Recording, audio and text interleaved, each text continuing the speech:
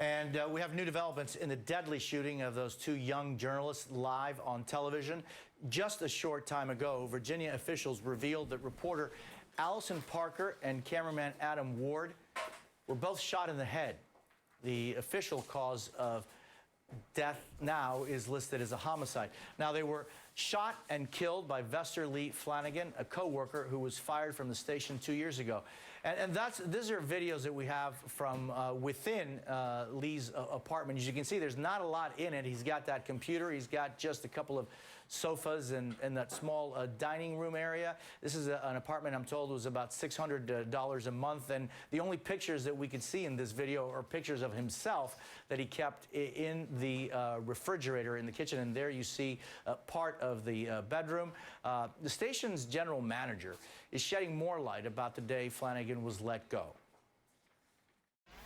He reacted angrily, telling them that they would have to call the police because he was going to make a stink and it was going to be in the headlines. The police arrived and escorted him from the building. On the way out, he handed a wooden cross to the news director, who was at that time Dan Dennison, and he said, "You'll need this."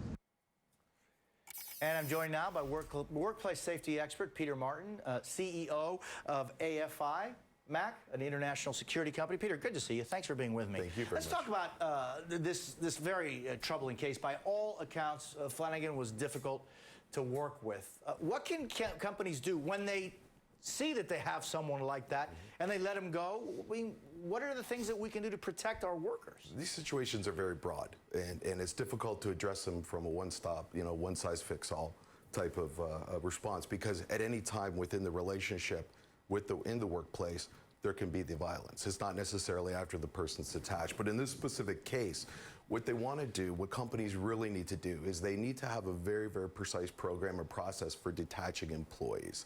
You're not going to be able to stop the mental illness. You're not going to be able to stop the deterioration of the individual. But what you want to do is you want to make sure the relationship, when it departs, is not contentious, and therefore the workplace becomes the target. It seems as though in this workplace where he was last employed, they did everything they could.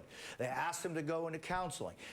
They talked to him, even though, it seems pretty clear that at the end there, he was really troubling to a lot of people. Absolutely, and what you notice in this particular case, there was a significant stem time between when he left the business and the time when he came back. 2 years. Almost. Absolutely. So in these types of cases, what we recommend is periodic monitoring of individuals. By whom?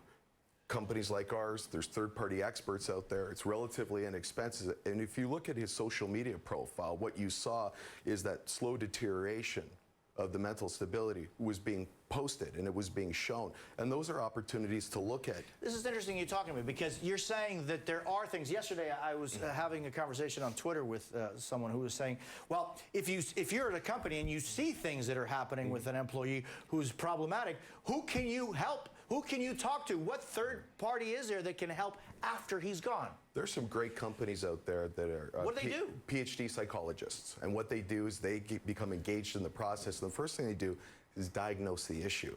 All different types of mental illness are dealt with differently. And you really need to understand what it is that you're dealing with. Is there a high probability of violence coming? Then what they do is they engage the individual and talk to them about what the issues are. Even after he's gone from the company? Absolutely, absolutely. If that individual is still focusing anger and angst towards the organization, there's an opportunity there to try to diffuse that situation and move that individual off and onto his own future and leave that company behind. Peter Martin, thank you. Very interesting perspective. Thank you very much. Appreciate your time.